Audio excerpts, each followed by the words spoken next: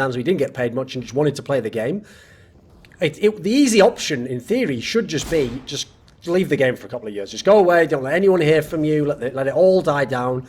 But since you wanted to be in around the game, you've made your career around this, did you ever think to yourself when the ban came in, should I just quit everything completely? Should I just disconnect from the internet? Was that ever an option?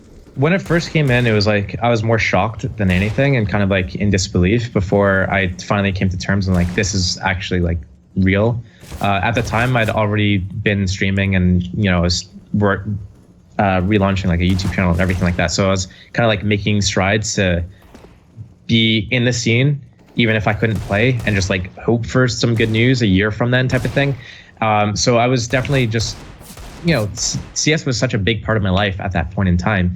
I'd been playing it since 2008. It's the only thing I've like really truly enjoyed. I dropped out of university. I was studying psychology. I dropped out so I can travel to events and everything consistently. I worked in IT, which was enjoyable, but is it something I want to do for the rest of my life? Not really. So I was kind of just like working with my stream because I still enjoyed streaming at the time. Like, not to say I don't enjoy it now.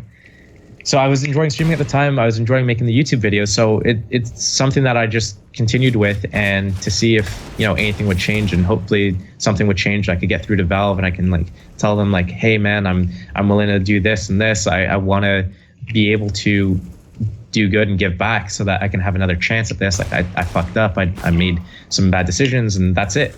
But I guess like I don't know. I never really thought about branching off into anything else until I guess Overwatch came, because I had such like everything was in, like as you said, like all my eggs were in one basket with Twerk.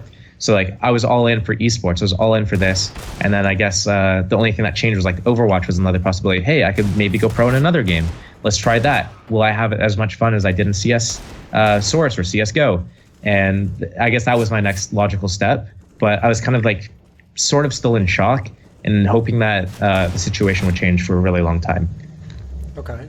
So as you referenced there, like I know this is something that Dave's thought as well. It's like, let's see if we can just get through to Valve. Like if I can just talk to someone or even just ask them something like, would it ever be possible to unbanned? Obviously, people might not realize this, but it was actually Richard who had to do a lot of the legwork there, because he had like contact with them, and he would keep bringing it up and then ask, what does indefinite mean? Will it ever be reviewed, etc.? And it wasn't until a few years in actually that they basically said, well, when we say indefinite, we just have no plan to ever review it. So essentially that is forever, right? Yeah. So what do you actually make of that? Like, should there at least be some way that you kind of hear out your side of the story or hear what's happened since? Like, how do you weigh that up?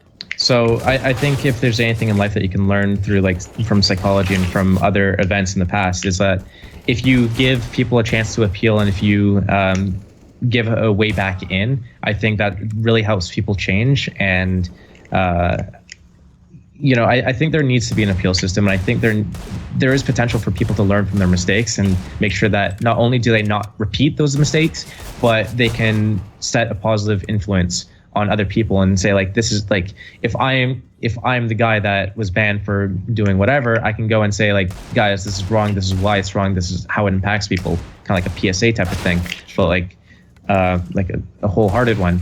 And I was saying things like, dude, I would donate all my winnings away, and I actually did that for all of last year. I donated over 20,000 US, and like I did that. I think this is the first time I've actually given the number.